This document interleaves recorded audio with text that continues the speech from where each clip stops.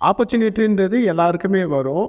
இதில ஒரு சிலர் வந்து சக்ஸஸ் ஆவாங்க, ஒரு சிலர் வந்து ஃபெயிலியர் ஆயிடுவாங்க.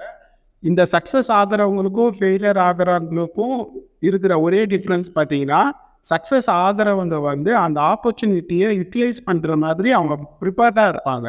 இந்த ஃபெயிலியர் ஆகுறவங்க என்ன பண்ணுவாங்கன்னு பார்த்தீங்கன்னா, ஆப்பர்ச்சுனிட்டி வரும்போது தான் அவங்கள ப்ரிப்பேர் பண்ணவே ஸ்டார்ட் பண்ணுவாங்க. இதுதான் மேஜர் ட்ராபேக்கே. எப்பவுமே நம்ம ஒரு ஆப்பர்ச்சுனிட்டிக்காக வெயிட் பண்ணாம, இந்த ஸ்கில் செட்ட நம்ம டெவலப் பண்ணி வச்சுக்கிட்டு, ஆப்பர்ச்சுனிட்டி வரும்போது அத யுட்டிலைஸ் பண்ணிக்கணும்.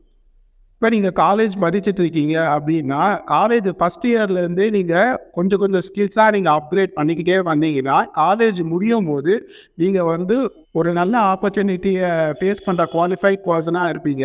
இதே நீங்க வந்து ஃபைனல் இயர்ல வந்து எல்லாத்தையும் நீங்க ப்ரிப்பேர் பண்ணி அந்த ஆப்பர்ச்சுனிட்டிய பீட் பண்ணோம் அப்படின்னும்போது, ரொம்ப டிஃபிகல்ட்டா இருக்கும் அத கிளியர் பண்றதுக்கு.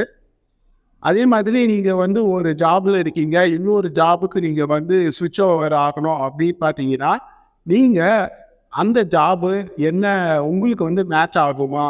நீங்க கரெக்ட்டா அந்த ஜாபுக்கு எந்தெந்த ஸ்கில்ஸ் தேவைப்படுது, அந்த ரிலேட்டடான இன்ஃபர்மேஷன கேதர் பண்ணிட்டு, நீங்க இப்பத்துலேருந்தே ப்ரிப்பேர் பண்ண ஸ்டார்ட் பண்ணணும். ஒரு 6 மந்த் நீங்க ப்ரிப்பேர் பண்ணீங்கன்னா போதும், அந்த ஜாபுக்கான குவாலிஃபிகேஷன் உங்களுக்கு கிடைச்சிடும். அதுக்கப்புறமா நீங்க அந்த ஆப்பர்ச்சுனிட்டிய ஃபேஸ் பண்ணும்போது, கண்டிப்பா உங்களால சக்சஸ் பண்ண முடியும். எப்பவுமே நீங்க சக்சஸ் ஆகணும் அப்படின்னா, அந்த ஆப்பர்ச்சுனிட்டிய யுட்டிலைஸ் பண்ற அளவுக்கு நீங்க ப்ரிப்பேர்டா இருக்கணும். வென் பிரிப்பரேஷன் மீட் ஆப்பர்ச்சுனிட்டி அங்க தான் ஒரு சக்சஸே இருக்கு. ஸோ ஆப்பர்ச்சுனிட்டிக்காக நீங்க வெயிட் பண்ணாம, உங்கள நீங்களே ப்ரிப்பேர் பண்ணுங்க. கண்டிப்பா நீங்க போடுற எஃபர்ட்டுக்கான ஆப்பர்ச்சுனிட்டி கண்டிப்பா உங்ககிட்ட வரும்.